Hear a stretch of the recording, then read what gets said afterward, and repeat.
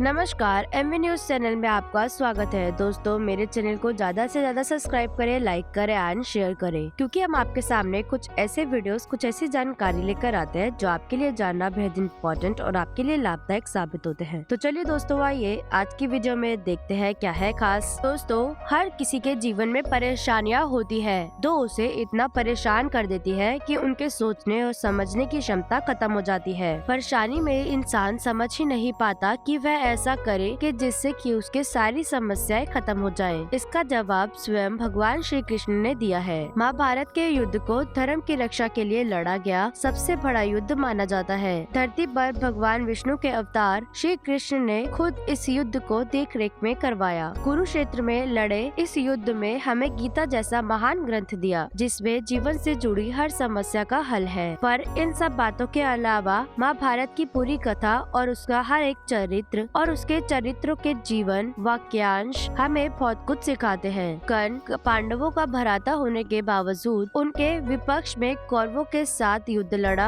और उसके जीवन में एक मिसाल दी और कई सीख सिखाई। महाभारत युद्ध से पूर्व भगवान श्री कृष्ण और कर्ण के बीच में एक ऐसा विवाद हुआ था जिसके सवालों के जवाब श्री कृष्ण ने जो दिए वो आपके जीवन की हर एक समस्या का सटीक समाधान हो सकता है। कर्ण ने श्री कृष्ण से प्रश्न किया कि हे वासुदेव, जन्म लेते ही मेरी माता ने मुझे त्याग दिया, लेकिन शूरवीर पैदा होना मेरा अपराध था। गुरु द्रोणाचार्य ने शिक्षा सिर्फ इसीलिए नहीं दी क्योंकि मैं क्षत्रिय नहीं था। परशुराम ने मुझे युद्ध की शिक्षा तो दी, यह जानने के पश्चात कि मैं क्षत्रिय नहीं हूँ उन्होंने मुझे सारी सीखी हुई विद्या को भूल जाने का श्राप भी दिया। इतना ही नहीं, भूलवश जब मुझसे गाय को तरकश लग गया तब उसके मालिक ने भी मुझे श्राप दे दिया, जबकि उस पे कोई मेरा गुनाह नहीं था। द्रौपदी के स्वयंवर में मेरा अपमान हुआ, यहाँ तक कि मेरी माता कुंती ने भी मुझे सत्य केवल इसलिए बताया ताकि वह अपने पांडव पुत्रों की रक्षा कर सके। अपने जीवन में मुझे जो भी मान सम्मान और वैभव मिला वह दुर्योधन की तरफ से मिला, लेकिन अगर मैं उसकी तरफ से युद्ध लड़ रहा हूँ तो आखिर मैं कहाँ गलत हूँ। कर्ण के इस प्रश्नों का उत्तर देते हुए श्री कृष्ण ने कहा, हे कुंती पुत्र, कदाचित तुम्हारे साथ बुरा व्यवहार हुआ, किंतु मेरी कथा भी तुमसे कुछ अलग नहीं। मेरा जन्म एक कारागार में हुआ और जन्म से पहले ही मेरी मृत्यु तय कर दी गई।